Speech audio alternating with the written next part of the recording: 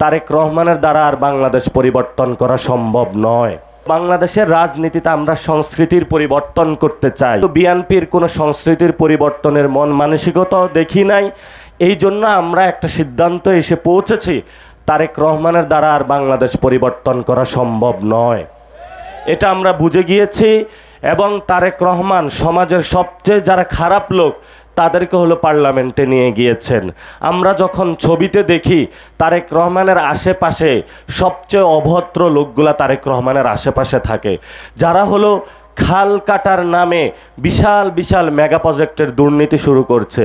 প্রিয় তারেক রহমান, আমরা জানি এক সময় আপনি খাম্বা লাগিয়েছেন, এই যে আমাদের এখানে কারেন্ট নাই, এখন পুরা বাংলাদেশে খাম্বা আছে কিন্তু কারেন্ট নাই। কেন নাই আমরা জানি না, আসলে জানি না একটা কারণে।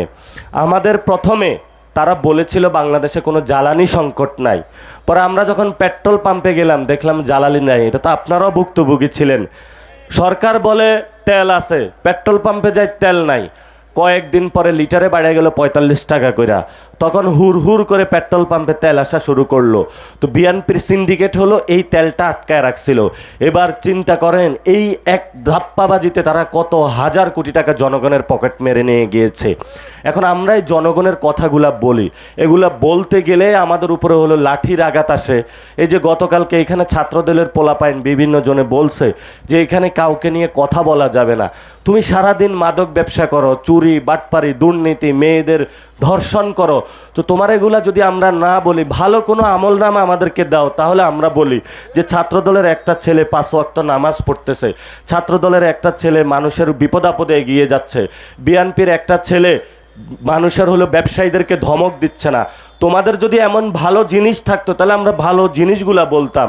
এখন দুনিয়ার আকামের লিস্ট এত বড় করেছেন, এটা আমরা বলেই শেষ করতে পারি না। ভালো লিস্টে আমরা কখন যাব?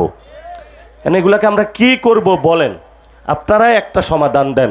এই যে বিএনপির এত নষ্ট একটা পার্টি, যারা আপনাদের উপর অস্ত্র তাক করে আছে, আমরা কিছু বললেই তাদেরকে খারাপ হয়ে যায়। আপনাদের এই 5 তারিখের পরে বিএনপির লোকরা হিন্দু ভাইদের কাছে গেল, গিয়ে তাদের উপরে অ্যাটাক দিল। এখন আমি কয়েকজন বিএনপির ভাইকে জিজ্ঞেস করলাম, আপনি হিন্দুদেরকে ভোট পাইলেন কিভাবে? বলল হিন্দুরা খুব ভীতু জাতি, তাদেরকে ধমক দিলেই তারা ভোট দিয়ে দেয়। এখন তারা জোর করে আপনাদের থেকে ভালোবাসা আদায় করতে চায়। পুরো বাংলাদেশের হিন্দু ভাইদেরকে বলবো, জোর করে আপনাকে বিএনপি ধর্ষণ করতে চায়। আপনার সামনে সময় এসেছে, আগে আওয়ামী লীগ আপনার জমি কেড়ে নিয়েছে, এখন বিএনপি নিতে চাচ্ছে। আর কত নির্যাতিত হবেন? আমার কাছে আপনি হিন্দু নয়, আমার কাছে আপনি বাংলাদেশের নাগরিক। আমার যেভাবে অধিকার রয়েছে আপনারও সেই একই অধিকার রয়েছে, কোনো হীনমন্যতায় আপনারা ভুগবেন না। আমি যেভাবে যে স্কুলে যাই আপনিও একই স্কুলে যান, আমি যে হসপিটালে যাই ওই একই হসপিটালে যাই। আমার সার্টিফিকেটে লেখা যখন বাংলাদেশি, আপনার সার্টিফিকেটেও লেখা বাংলাদেশি। বাংলাদেশে যতগুলো অধিকার আমি পাই ততগুলো অধিকারে আপনি পান, সাথে সাথে প্লাস এখানে যারা মুসলমান আছে তাদের ইমানি দায়িত্ব হলো আপনাকে ধর্মের জায়গা থেকে আরও ভালো রাখা।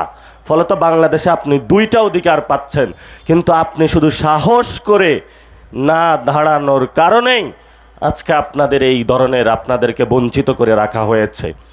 আমরা বলবো আমাদের সাথে আসেন। আমরা কোনো ধর্মীয় পরিচয় হিন্দু ভাইদেরকে এখানে অধিকারের পক্ষে না।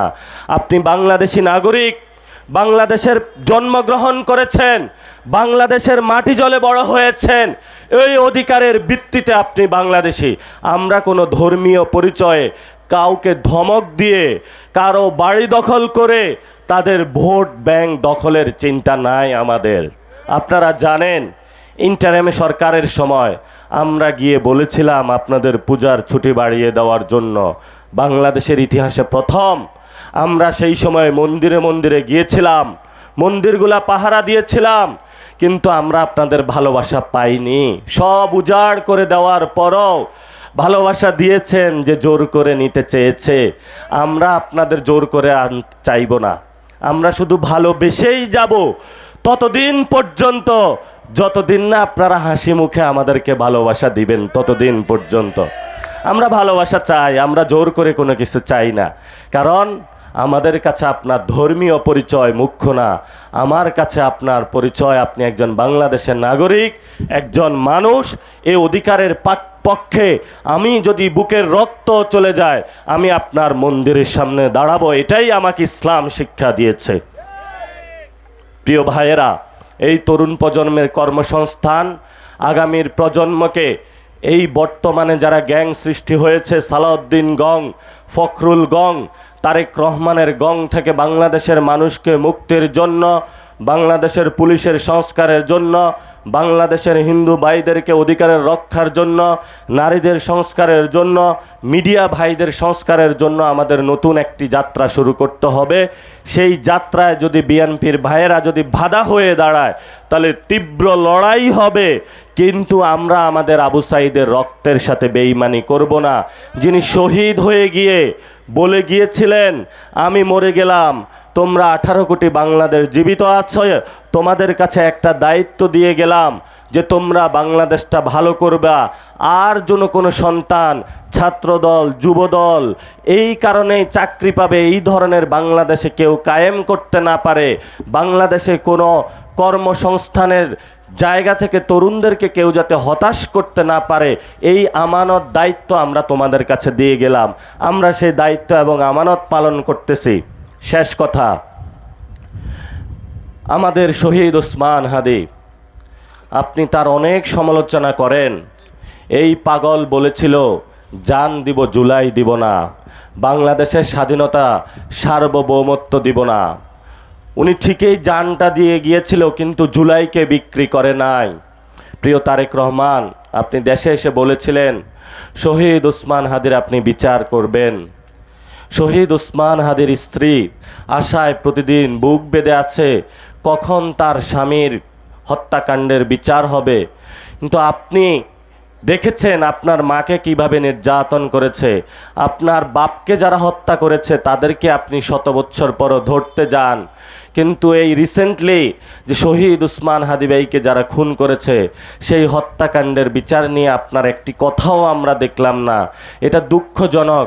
আমরা ধরে নিয়েছি যে আমাদের জন্য এই তারেক রহমানের কাছে কোনো কিছু নেই, আমরা ক্ষমতায় গিয়েই শহীদ ওসমান হাদি ভাইয়ের হত্যাকাণ্ডের বিচার করতে হবে। আমরা ক্ষমতায় গিয়েই বাংলাদেশের তরুণদের ভবিষ্যৎ নিশ্চিত করতে হবে। আমরা ক্ষমতায় গিয়েই 70% মানুষ যে রায় দিয়েছে সংস্কারের পক্ষে, সে রায়টা বাংলাদেশে বাস্তবায়ন করতে হবে।